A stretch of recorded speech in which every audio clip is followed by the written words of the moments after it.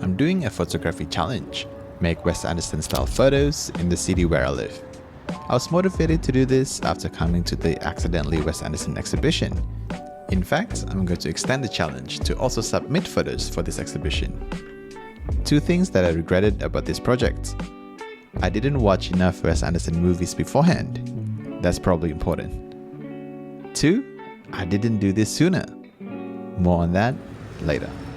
For now, let's see how I got some of the photos. To start off, I took a photo of this blue gate with a very contrasty color compared to the walls.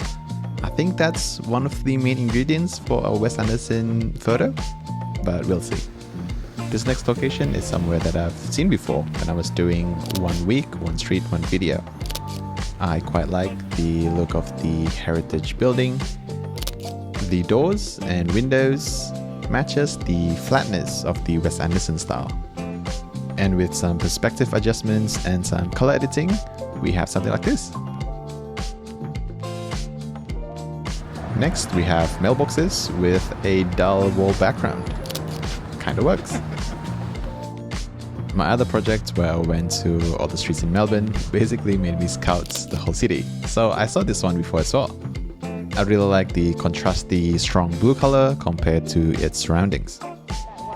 This one I don't think I've noticed before.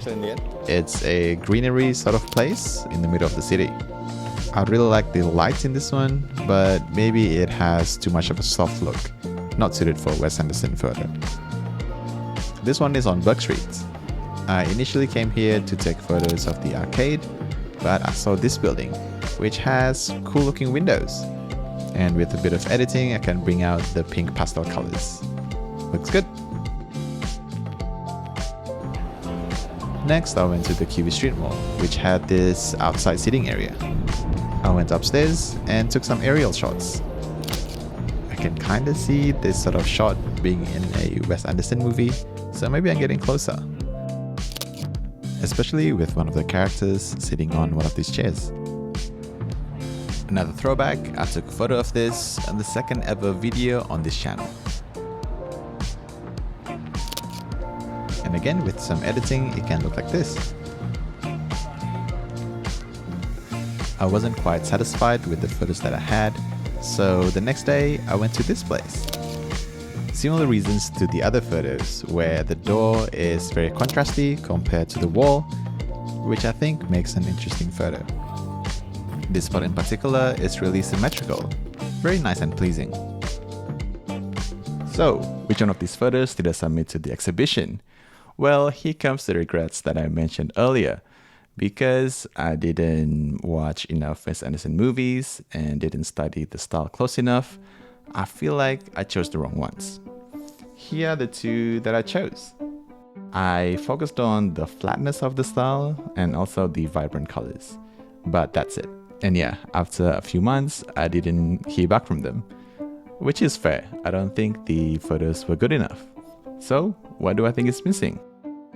Well, they just don't look like a still from a Wes Anderson movie, which I think is the summary of the style. I think it's missing some of the environments around it, and also more secondary subjects between the wall and the camera, which would make the photo look more dynamic. But that's just my guess. I think if I were to submit again, I'll choose this one, the thumbnail of this video. I think it looks more like a Wes Anderson movie still. You can imagine the main character coming out one of these doors, and there are more secondary elements in it. Things in the foreground, also these leaves and the tree branch, which make the photo look more dynamic.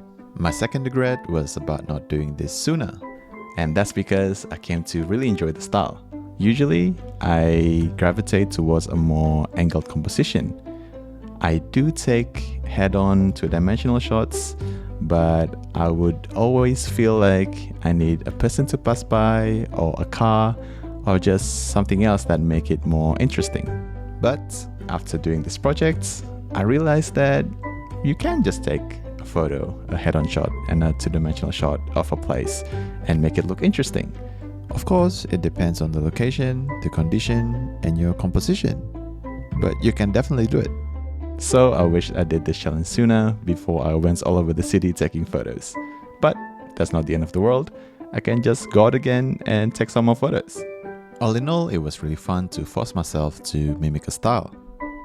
It forced me to look at the world in a different way, from a different perspective, which is why I love doing these photography experiments and challenges in the first place. If you like that as well, watch this video where I went to the same photo walk 3 times over 3 days. It had some nice surprises. Thanks for watching this one, and I'll see you there.